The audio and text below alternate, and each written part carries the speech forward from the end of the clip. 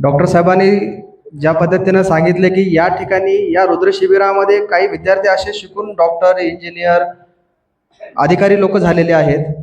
Sir, हे तुम्ही सांगितलेलं ते खूप छान गोष्ट सांगितलेली आहे.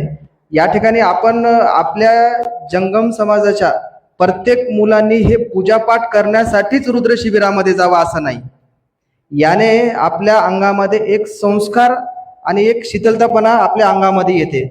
याने की आपण समाजामध्ये कशा पद्धतीनं वागावं, कसं बोलावं, कसं आपलं आचरण ठेवावं, ह्या सगळ्या गोष्टी आपल्याला इथून भेटतात. आपले आई वडील आपल्याला सांगतात, पण आपण त्यांच्याकडे दुर्लक्ष करतो. ठीक आहे, कारण ते आपल्या रोजचेच घरातले असतात ना. त्याच्यामुळे या मठामध्ये आल्याच्या नंतर तुम्हाला एक मार्गदर्शन भेटते की बाबा आपण कोण आहोत. आपण स्वतः जंगम आहोत. आपल्या जंगमाचा एखादा छोटा बालक जरी असला, पहिलीला बालवाडीला जरी असला, तर वयोवृद्ध गावातले माणसं तुमच्या पाया पडतात. का पडतात? आपण त्या कुळामध्ये जन्माला आलोत म्हणून ते तुमच्या पाया पडतात. ठीक आहे, दुसऱ्याच्या कोणाच्या पाया पडतात का? नाही. मग एवढे मोठे माणसं तुमच्यापेक्षा 20-20, 25-25 वर्षानं मोठे असलेले माणसं जर तुमच्या पाया पडत असतील, तर मग तुमच्या अंगामध्ये काय गुण असले पाहिजे हे महत्वाचं आहे ना. ठीक आहे, मग तुम्ही कसं वागलं पाहिजे ते तुमच्या पाया पडतात नाही, ते तुमचं अनुकरण करणार. तुम्हाला किती छोटं असलं तरी आवाजावर बोलणार, महाराज म्हणणार.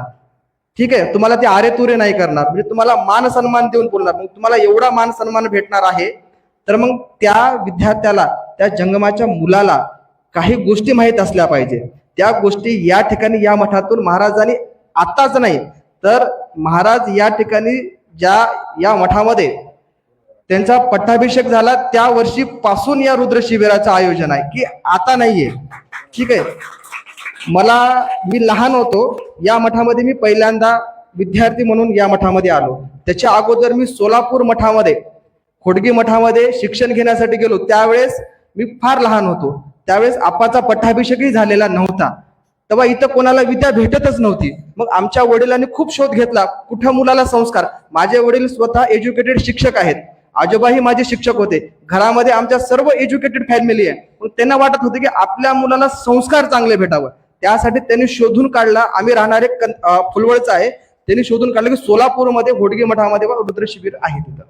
मग तिथं त्यांनी आम्हाला इथून पाठवलं. बघा, 500-600 किलोमीटर लांब त्या ठिकाणी आम्ही शिकायला गेलो.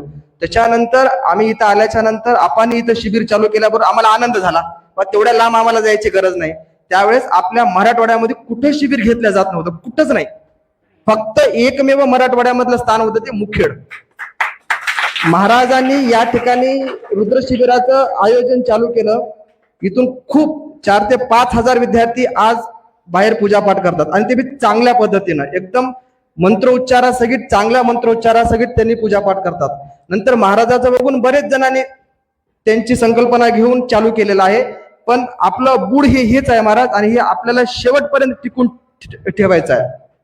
त्याच्यासाठी, आणि ज्यावेळेस मी या गोष्टीमध्ये अभ्यास करत असताना, विद्यार्थ्यांना शिकवत असताना, विद्यार्थ्यांना येणाऱ्या अडचणी याचा मी अभ्यास केला. म्हणजे मंत्र माणूस सहज सांगून एकमेकाकडून म्हणून शिकू शकते, पण पंचांग हा विषय असा आहे की तुम्ही कुठेही पूजापाठाला जा, साधा सत्यनारायण करा की अभिषेक करा की सर्वात मोठ्यात मोठी पूजा करा, वास्तुशांती करा, काही करा, त्याच्यामध्ये तुम्हाला संकल्प नावाचा भाग असतो. ते तुम्हाला शास्त्रजी तुमचे शिकवतील. त्या संकल्पामध्ये तुम्ही ज्या टाइमला पूजेला बसले त्या टाइमला तुम्हाला 5 पंचांगाचे अंग, तिथी, वार, नक्षत्र, योग, करण हे ऍट ए टाइम काढावं लागतात. तर ते तुमचं फलद्रूप पूजा होते, नाहीतर ती पूजाच फलद्रूप होत नाही.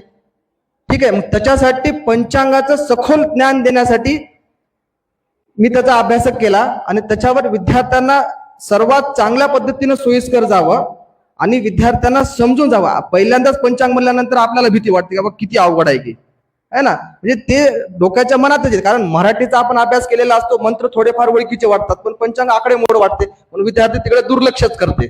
पण त्या विद्यार्थ्याला ओळख होण्यासाठी, विद्यार्थ्याला त्याची आवड निर्माण होण्यासाठी मी मागील काही वर्षापासून नोट्स काढल्या होत्या. पण त्या नोट्सचा मी एका पुस्तकामध्ये रूपांतर केलं, आणि आपाजींना बोलून बरेच 2-3 वर्ष त्याच्यामध्ये माझं काम चालू होतं. जेवढं की विद्यार्थ्यांना असो की आपल्या पंचांग मधल्या, म्हणजे आपल्या जन्माच्या कोणत्याही व्यक्तीला असो, की हे सहज पुस्तक वाचल्यानंतर जर त्यानं ते पंचांग हातात घेतलं तर ते सोपं वाटणार, 100% त्याला सोपं वाटणार. 72 पेजेसचं पुस्तक आहे, वाचायला काय नाही, 3-4 घंटे लागतील. एकदा जरी ते पुस्तक वाचून काढलं तुम्ही, तर तुम्हाला पंचांगची 90% ओळख होऊन जाईल. थोडंफार जरी तुम्ही जर कोणाकोणी मार्गदर्शन घेतलं तर तुम्हाला सर्व गोष्टी तुम्हाला सोप्या जातील. त्याचं मार्गदर्शन करून मी या ठिकाणी आपाच्या संमतीनं आपाकडे आपल्याला माहित असेल, मी रात्री 11 वाजता या मठामध्ये आलो. आपल्याला माहित होतं, कारण मला या 14 तारखेला लॉन्च करायचंच होतं. कारण करूत म्हणण्यामध्ये आमचे 3 वर्ष गेले. सर्व करून असताना देखील मी इथून जात होतो देगलूरला. आपण बोलले नाही, आपल्याला नारायण या वर्षी करायचंच आहे. 15 दिवसामध्ये सर्व जजमेंट करून लगनसरायमध्ये कोणताही प्रिंटिंग वाला घेत नव्हता आपा प्रिंटिंगसाठी.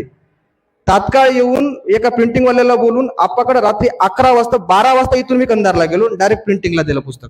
म्हणजे त्याच्यासाठी मलाही खूप मेहनत करावी, पण त्याच्यासाठी तुमच्या सर्वांचा फायदा व्हावा ही माझी अपेक्षा आहे आणि सर्वांचा नक्कीच फायदा होईल. आपण या ठिकाणी माझे 2 शब्द संपवतो आणि या ठिकाणी मी या मठाचे मठाधिपती श्री गुरु डॉक्टर विरूपाक्ष शिवाचार्य महास्वामीजी यांना आपला आशीर्वचन देण्यासाठी 2 शब्द सांगण्यासाठी प्रणिपात करतो.